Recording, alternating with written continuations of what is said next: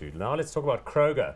This is new on Hot Stock, so we're not talking about Walmart, which is obviously Amazon's kind of most obvious competitor. Kroger is more a food supermarket established in the 1880s. 4,000 supermarkets and other points of presence, focused in America. So if you want a US-only food-oriented retailer, this is the one to look at.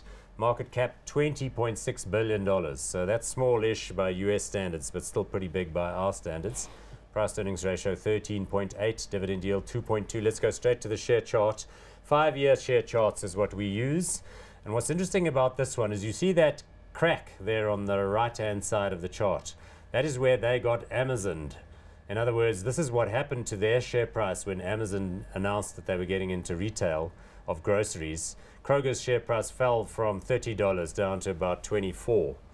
That's not nice. It's not nice. You can still see basically the pressure in terms of the downward pressure on the price. Certainly, I think in terms of the pressures coming, I mean, if you got a 440 market cap versus 20, that's what, about 20 times, right? So that's massive in terms of difference, and certainly the reach. So I'm sure they're feeling the pressure, and I think investors started saying, possibly let's move into Amazon, and you can see if you were to compare the two charts. Because I think the sense out there is that Walmart is big enough to compete with Amazon, and it's got a big push to go online. But the trouble with Kroger is it's smaller. It's trying to take its produce up market and focus on the higher quality type stuff. But now here comes the big Mr. Amazon, and they're buying into a competitor of theirs, Whole Foods, so trouble is expected. No, certainly. I think you're looking almost like 7-Eleven or Choppies. And, you know, if you remember the 7-Eleven corner shops, that's almost like just comparison. That's what it is. But certainly, I think the pressure is going to be on, as you've seen from the price from that year. It's an interesting company, though. I mean, I read that the founder, Barney Kroger, in the 1880s, was the first guy to come up with the idea of putting a bakery and a butchery in and under the roof of the grocery store. He was also the first guy to do prepared foods. He bought a lot of cabbage apparently one year, and too much. So then he got his mother at the house in Cincinnati to chop it up and turn it into sauerkraut.